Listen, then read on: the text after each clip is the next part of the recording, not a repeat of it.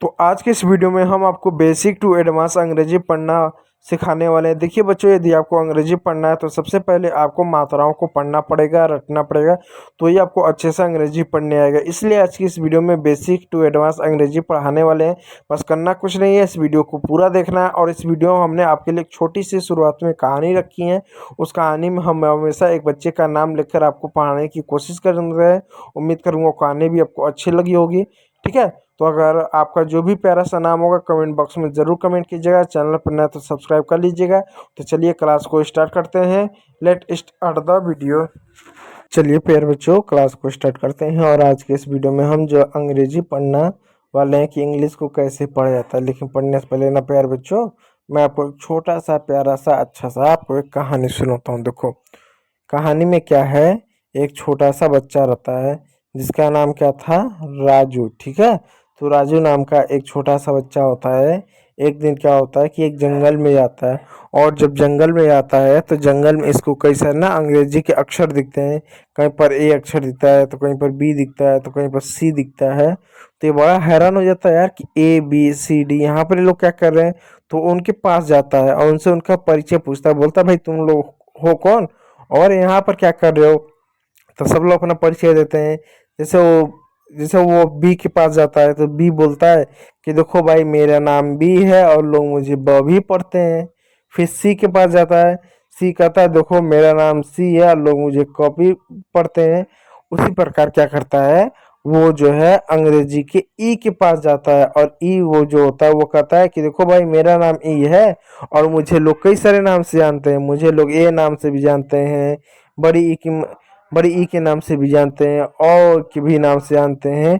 तो क्या होता है, जितने भी बाकी अक्षर होते हैं वो सब सुन के बड़े हैरान हो जाते हैं। बोलते हैं यार क्या बकवास कर रहे हो, तुमको तो सिर्फ ई से ई ही बोलते हैं और तुम्हारा कोई नाम नहीं है।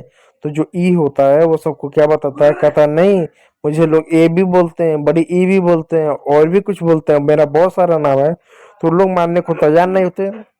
तो सारे के सारे अक्षर क्या करते हैं, आपस में लगते हैं झगड़ा करने, एकदम मार झगड़ा करने लगते हैं, लड़ाई करने लगते हैं, एक दूसरे को मारा पीटा है तो खूब मतलब करने लगते हैं।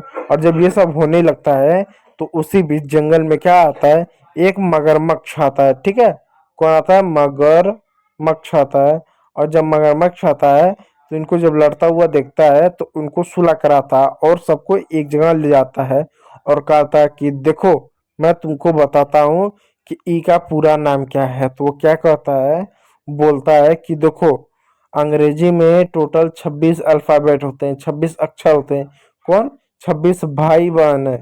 ठीक है, 26, उन 26 में से जो 5 हुआ, ए ई आई ओ यू, ये जो 5 होते हैं ये अंग्रेजी क्या, स्वर होते हैं। क्या होते हैं, स्वर यानी वेवल्स होते हैं। कौन बोलता है, मगरमच्छ बोलता है कि देखो ये जो होता है अंग्रेजी के क्या, ये जो होता है स्वर यानी वेवल्स होते हैं।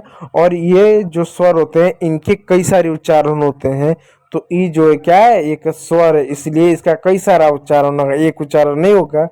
तो फिर जो बी होता है वो बोलता है कैसे कई सारा उच्चारण होगा, हम तो मानते नहीं है। तो मगरमच्छ उसको बताता है, कहता कि देखो बच्चों यहाँ पर ना नियम है, कहता है कि जब 2 या 3 कॉन्सोनेंट के बीच में क्या, जब ई आता है यानी इधर भी एक कॉन्सोनेंट है और इधर भी एक कॉन्सोनेंट है और बीच में ई हो, तो उसका उच्चारण एक ही मात्रा के रूप में किया जाता है। ये कौन बोलता है, ये जो है मगरमच्छ बोलता है। वो बताता है कि देखो यहाँ पर एक शब्द है, क्या है, GET। यहाँ पर क्या शब्द है, गेट है। अब देखो यहाँ पर भी एक कॉन्सोनेंट है, यहाँ पर भी एक कॉन्सोनेंट है, कॉन्सोनेंट। अब बीच में क्या है, ई है, तो इसका उच्चारण एक ही मात्रा के रूप में होगा, तो ये बनेगा गेट। कैसे बनेगा, फिर जी को क्या लिखेंगे, ग लिखेंगे, ई को क्या लिखेंगे, एक ही मात्रा लिखेंगे, टी को क्या लिखेंगे, गेट। तो ये आपका हो गया है गेट। जब ये मगरमच्छ ऐसा बोलता है तभी बंदर भी आ जाता है। फिर बंदर बोलता है अच्छा अगर इसको गेट पढ़ेंगे तो जरा इसको बताओ इसको क्या पढ़ेंगे।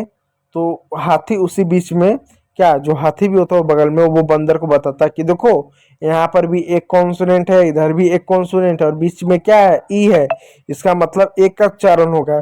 तो हाथी बंदर को बताता है कि देखो बी का ब हो गया और टी का ट हो गया और ई का एक की मात्रा लगा दिए, हो गया बेट।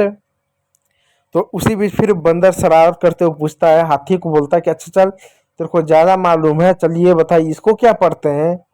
तो हाथी कंफ्यूज हो जाता है कि अब इसको क्या पढ़ें।